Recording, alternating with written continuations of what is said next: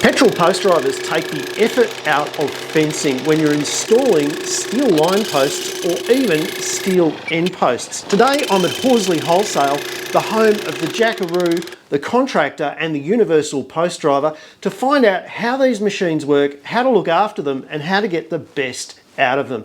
They're a fascinating machine. Let's dive in, pull them apart, and get to the guts of it.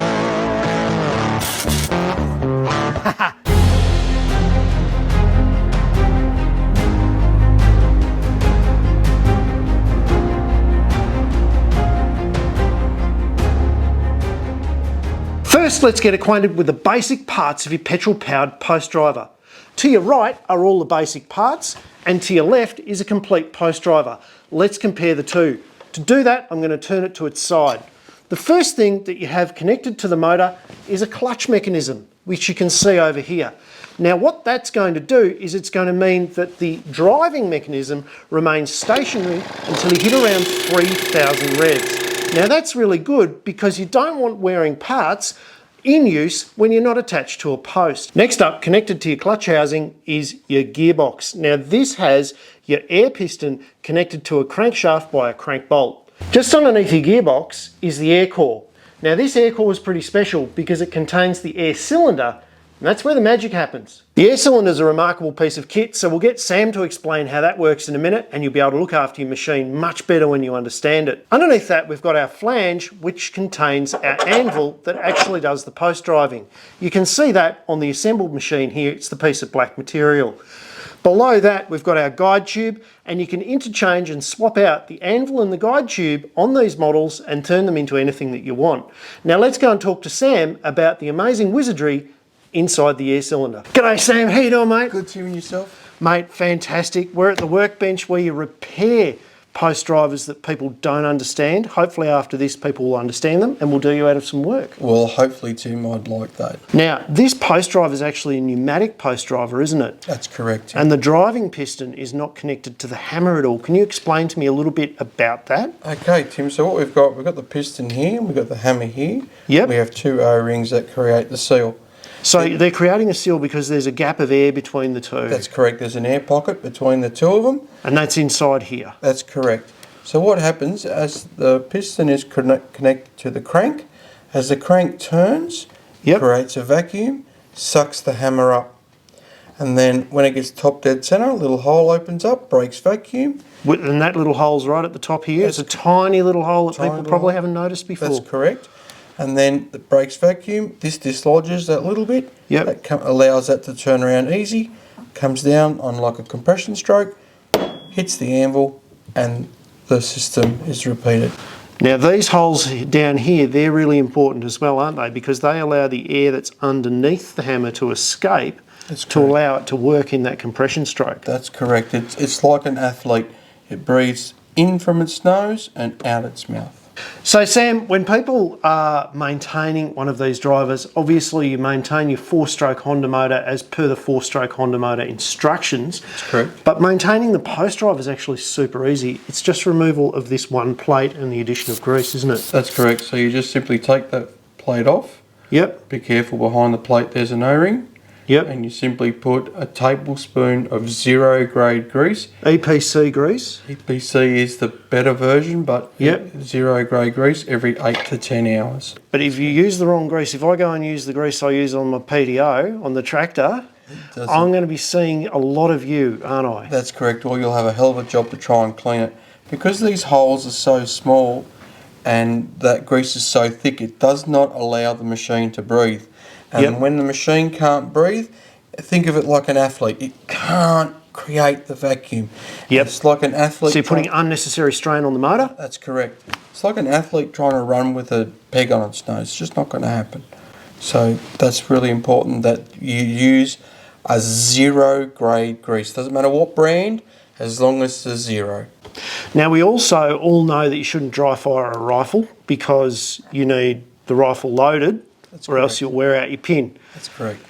A post driver is very similar. You shouldn't dry fire a post driver either, should you? Can you explain why, mate? The easiest way to explain why is when that comes up and hammers down, you need something to hit because if you don't, this will overextend. It's Yep. like if you were a boxer and you were hitting a punching bag and you're going full force, if you take that punching bag away and you slam forward, You'll strain your elbow, strain strain your your elbow, shoulder. So post drivers is exactly the same. Our machines are made in such a way that if you accidentally dry fire it, trip over a rock or something, it happens. We know Yep. we're fencing. We're not working in a flat paddock every time. Yep, yep. It will dry fire once, and all you have to do so that when you dry fire, it actually comes below that point. Okay, so these little holes here will be open. It'll be open, so she won't Allow it to suck back up. create a vacuum. So all you have to do is thump it back down on the post, and that'll just simply push the system back up, so you can start creating your vacuum and pressure again as that turns. So it's not the end of the world. If you dry fire it occasionally, it's not going to break the machine. No. But it's not a habit you should get into. That's and people that are used to revving their chainsaw before they start to cut a piece of timber shouldn't be allowed near a post driver. Oh, well, maybe they should just stop revving them beforehand. But yeah, that's how it goes. But yeah, that's the simple system of how the machine works. Now, if we take away the piston and the hammer, you've got the anvil at the bottom here. That's correct. Now, there's also a part of the anvil that's designed to break before anything else. And you were telling me that that's an engineering principle. You should always have a wearing part. That's correct, Tim. You've always got to have something's got to give. Yep. And when you've got steel hitting steel, something's got to give. Yep. Now, this bore is machined and honed to a fine micron, so we can't change And if we scratch that bore or heat that bore up too much or whatever, it's ruined. It's ruined. We have replacements. Yeah, but we can't fix that on the back of the ute. Yep. So what we've done is we've made the anvil the wearing part. Yep. Now you can swap this anvil out on the ute and pack it full of whatever grease you like. Down here it doesn't matter because we are below the air core, below the air system. So it doesn't matter what grease you put there. Even if you... Just a bit of engine oil even, just to get you out of trouble. Yeah. Just throw a new one in. And it's as simple as unbolting the flange. That's correct. And putting in a new anvil. New anvil kit, yeah. So people that buy one of these post drivers and they're planning on using it as a contractor or using it quite regularly should probably buy another anvil because if anything's going to break, that'll be it. That's it. We always try and recommend to people to buy an anvil kit. Yep. And leave it there. You get thousands of pickets out of an anvil. Yep. But if the day you need it is the day it'll break. Now it's also important to note that inside the gearbox when the engine's running there's a bit of pressure and that's going to push grease to the rest of the components in this power head. So you might actually get a little bit of grease coming out between the gearbox and the clutch. That's correct. And you might get a little bit of grease coming out here. That's correct. And in fact that's a good thing. That's correct because these points here, getting grease between the gearbox and the clutch means that the bearing back here is lubricated. When you get grease down here, it means we're getting rid of any hydraulic lock that might be being created. On top of your post, you'll always get a smear of grease/oil, and that's good. So that means that my lubrication system is coming down through. So it's effectively a two-way pressure lubrication system. Correct. Just put a tablespoon of grease in here every 8 hours, and you should get a small amount of weeping of grease, and that's desirable. Absolutely, it is. If your machine's dry, you've probably missed your maintenance schedule. And you might be running into trouble. That's correct. So now we have all the parts in stock, but preventative maintenance is better than forced maintenance. So Sam, you've got 3 models of machine. You've got the Jackaroo, you've got the Contractor, and then you've got the Universal. That's correct. But it's not as complicated as it sounds, is it? No, it's actually quite simple. It's simply just the receival head that's bolted onto this bit here that changes between the 3. That's correct. And you can actually turn one into the other. That's correct, you can. So we started off with the Jackaroo, and the Jackaroo just gives you a 52.5mm ball. Which does most standard steel posts. Steel posts, yeah. And that was the first one on the market. And then with the introduction of maxi posts from Waratah, we needed the 52mm bore, and we also needed another bore at 75mm to take the Waratah maxi post. Yeah, right. Time goes forward with Clipex and their beefy post, White's Wires with their large XL. That wasn't going to fit in that one, and we didn't want to have different size bores, so what we made was a universal. Now that'll fit all steel posts. Absolutely. And it's also got a guide in there, so I can actually steer that post around if it's twisting in the ground. That's correct. You can That's try and exciting. go. Yeah, you can. It's like holding back the tide sometimes. Yeah, yeah. But you can sort of steer them a bit. Yeah. And the beautiful thing is, there's no moving parts in the guide system. Just on, turn, drive, and away you go.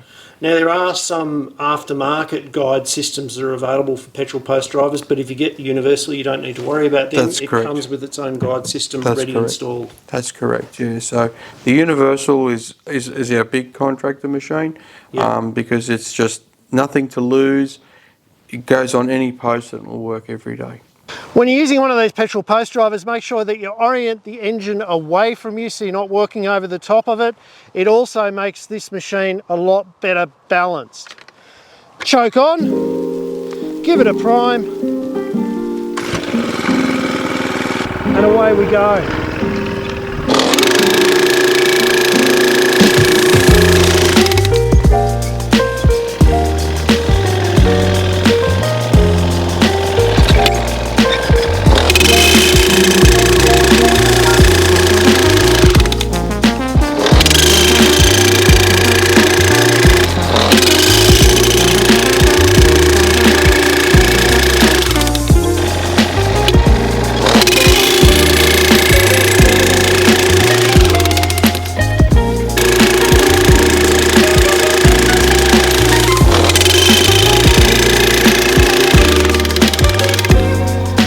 Like a knife through butter.